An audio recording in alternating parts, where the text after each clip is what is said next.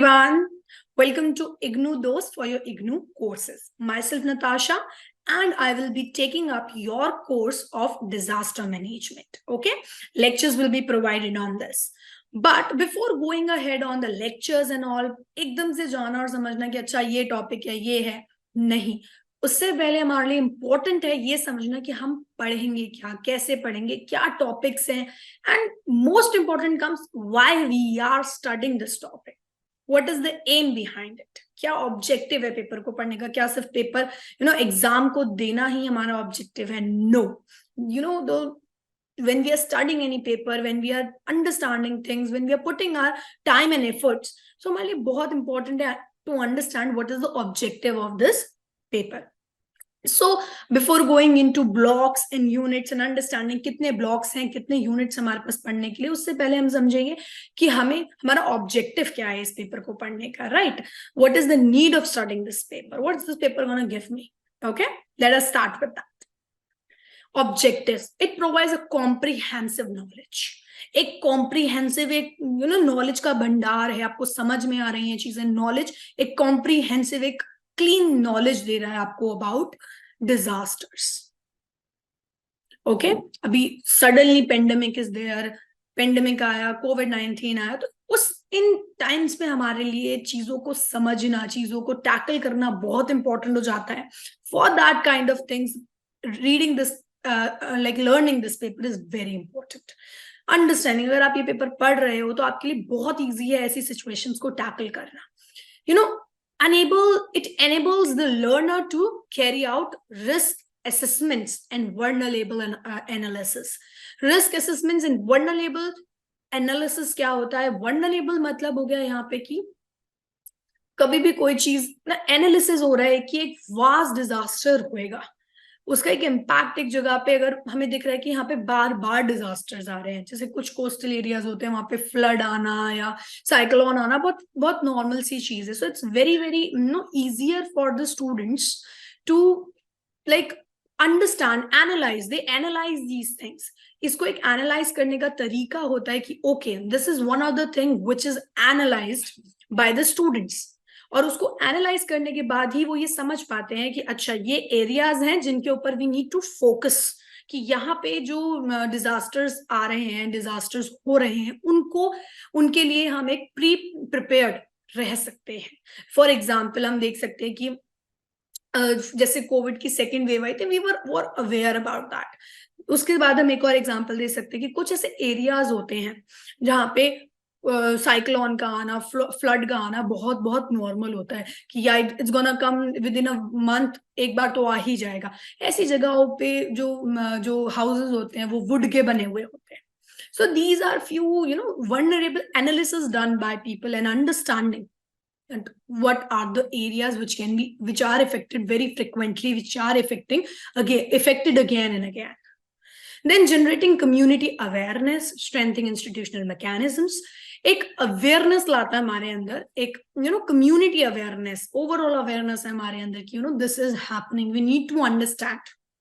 Then human man, एक होता है नेचुरल डिजास्टर, एक होता है man made disaster, which gonna study in आने वाले कोर्सेज में, will gonna study about these things. तो उस टाइम पे अभी जो हम पढ़ रहे हैं तो उसमें हमें ये समझ में आ रहा है कि नेचुरल डिजास्टर्स क्या करते हैं और जो मैन मेड डिजास्टर है उनको कैसे रोक सकते हैं, वो हमारे लिए बहुत इंपॉर्टेंट है समझना. डेवलप कम्युनिकेशन स्किल्स, वो तो बहुत ही इंपॉर्टेंट है हमारे लिए कि हमारा एक कम्युनिकेशन स्किल्स, हमारा एक नॉलेज बढ़ रही है जो हमारे लिए कम्युनिकेशन के अंदर हेल्प करती है. Last point which is very very important, it creates greater awareness about effective disaster responses. Sudden disasters के अंदर एक इंसान जिसने ये सब्जेक्ट पढ़ा हुआ है, can we have a quick and smart solutions and tackling the situation very well. So it's very very important for the students to study these new youth to study these kinds of courses, these kinds of topics, these kind of awareness kind of topics. Okay, by understanding, अभी हमें समझ में आ गया कि हमारा objective क्या है. Let us go into syllabus and understand. Syllabus is very very simple over here. 4 blocks we have. 4 blocks के अंदर units हैं, अलग अलग units हैं. There are कोई सेम यूनिट नहीं है सबके अंदर अलग अलग यूनिट्स हैं। अलग अलग यूनिट्स में there are different topics which are covered. ऐसा कुछ नहीं है कि हर टॉपिक को अलग ही एकदम से उठा के दिया गया, no, they are interconnected. Introduction के अंदर आप पढ़ोगे what is the meaning of disaster, what is what is man made types of disaster. उसके बाद और आप नीचे आओगे तो सारी चीजें लिंक्ड होंगी। For example let me show you deep knowledge, इनके अंदर कितनी यूनिट्स हैं वो आपको और अच्छे से मैं समझा देती हूँ। Let's go ahead. Block 1 introduction, उसके अंदर we have 4 units: meanings and classifications of disaster, then hazard, risk and vulnerability, then natural and man-made disaster which I told you, disasters profile of India, फिर उसको India के साथ link करते हुए we'll study. You can see यहाँ पे natural and man-made के अंदर हम क्या पढ़ने वाले हैं। I have pasted few pictures which are making you more clear. Let's go to the block 2. Over here, block 2 is disasters management, concept and institutional framework. Institutional framework block में लिखा है, उसी से हम समझ जाते हैं पूरा ही जो यूनिट है इंस्टीट्यूशनल के रिगार्डिंग टिल्टेड होगा थोड़ा सा। जैसे कि डिजास्टर मैनेजमेंट का एक्ट, पॉलिसीज, इंस्टीट्यूशंस क्या क्या हैं, फिर डिजास्टर मैनेजमेंट साइकिल क्या है जो मैं आपको ऑलरेडी यहाँ पे मैंने दिखा भी रखा है पिक्चर के अंदर। You can understand, will more focus आने वाले लेक्चर्स में, will have a proper lectures on these units and you will be very very clear. Then disasters reliefs and responses क्या क्या होते हैं, डिजास्टर डैमेज असेसमेंट्स क्या क्या होते हैं, एंड रिकंस्ट्रक्शंस एंड रिकवरीज क्या क्या होते हैं। Let's go to the further the third one के अंदर, थर्ड यूनिट के अंदर there are 2 units only given. Climate changes, जो हमारे लिए बहुत मतलब नॉर्मल सा है। क्लाइमेट चेंज हम देख सकते हैं कैसे हो रहा है। ठंडे नवंबर में बहुत आ जाती थी बट अब नवंबर निकल गया है, but still we have less temperature, very high temperature. So वो हमारे लिए इंपॉर्टेंट है समझना कैसे टेम्परेचर्स क्लाइमेट चेंज हो रहा है। Then unit 11 which is talking about disasters and development. ये एक बहुत इंपॉर्टेंट टॉपिक है जो कि बहुत इंटरेस्टिंग भी है कि कैसे डिजास्टर भी आता है और डेवलपमेंट भी आती है। They are very opposite to each other. Block 4, which is our last block, disaster management cross-cutting issues. Cross-cutting issues से ही हमें समझ में आ रहा है कि यहाँ पे बहुत सारी लास्ट का फेज आ गया कि कैसे communities based on disaster work कर रही हैं। इंडिजीनियस नॉलेज इंपॉर्टेंट है डिजास्टर के लिए, इसको समझने के लिए। Then comes up the last one which is one of very very important, case studies. पुरानी चीजों को जानना, तो क्या क्या केस स्टडीज हुई, कोई भी चीज अगर आपको समझनी है, याद रखनी है।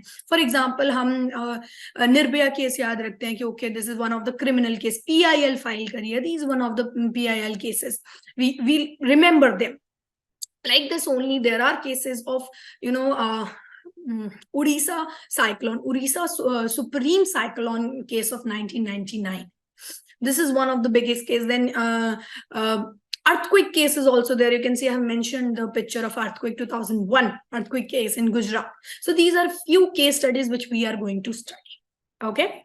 Then I am also, this is a very crisp and very fine. I have told you about the syllabus. We are going to cover very thoroughly. We're going to cover each and every unit.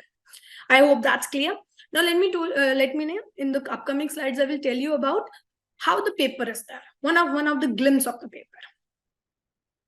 Yeah. See, this is how for English language, both of the language I have mentioned. With English language, you can see there are 8 questions mentioned. There are 4 questions for section 1 and 4 questions for section 2, where 2 questions are mandatory to be, attended.